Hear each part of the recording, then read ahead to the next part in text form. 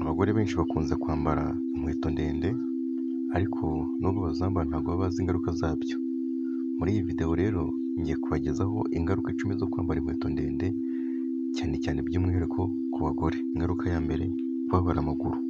Kwambara inkweto ndende bituma amaguru yikomerezwa cyangwa se asa n'ayishinzeho agacika intege kandi bigatera ububabare cyane bw'ino n'uruhande rw'ikirenge. Ingaruka ya kabiri, gutakaza ubusumbane bw'amaguru cyangwa se bw'ibirenge cyangwa se bw'uburebure. Ubwo muri rusange ni ugutakaza ubusumbane bw'umubiri. Izi nkweto zituma umubiri utisanzura, umuntu agahora yegamiye imbere, bikabangamira umubyimba cyangwa se n'umutuzo w'umugongo cyangwa se n'umutuzo w'umubiri we. Icya gatatu, kugira ibibazo by'umugongo. Imitsi y'umugongo cyane cyane inyuma iraruhishwa cyangwa se ikananizwa cyane iyo umuntu ahora yambaye inkweto ndende. Ibi bishobora guteza ububabare cyangwa se kwangirika gutunguranye.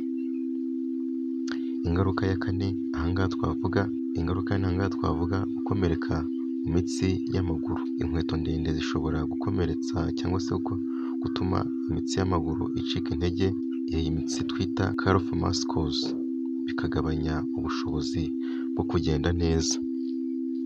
Ingaruka ya gatanu, kwangirika kwa positeri yo guhagarara cyangwa se kwangirika ku buryo umuntu ahagararamo.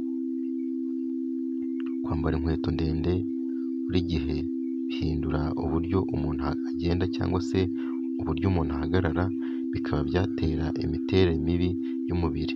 Ingaruka ya gatandatu, guhura n'ibibyimba byo mu bitega. Hari igihe inkweto ndende zifata amaguru nabi bigatera ibibyimba cyangwa se izindi ndwara z'uruhu ahagana mu bitega. Ingaruka ya karindwi, kuribwa mu birenge no kubyimba. Igihe kinini umuntu yambaye inkweto ndende, amaraso ntabwo atembera neza, bigatera kubyimba ndetse no kuribwa ibirenge. Ingaruka ya munani, kugira ikibazo cy'imitsi y'inkondo y'umura.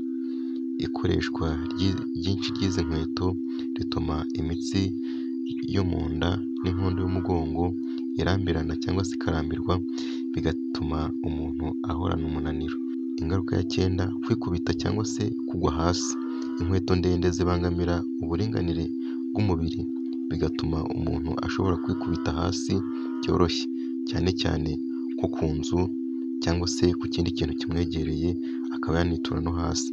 Ingaruka ya 10, kugira ikibazo cyo kutagira imbaraga mu maguru. Igihe umuntu ahora yambaye turns cyangwa se inkweto ndende, imikaya yo mu birenge ntiyikoreshwa cyangwa se ntikoreshwa neza, bityo igatakaza imbaraga n'ububasha bwo kugenda nk'uko bikwiye.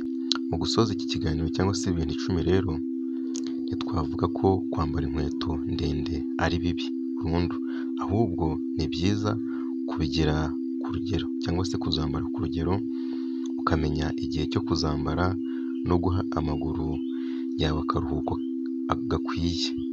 Hitamo ubuzima kuko ubwiza butangirira ku buzima buzima cyangwa se ubuzima buzira umuze. Murakoze. Niba iyi video wayikunze, kanda subscribe, ukande like kandi no kunzogera, uyisharinge n'abandi. Turabakunda cyane kandi tubahoza ku mutima. Ciao ciao.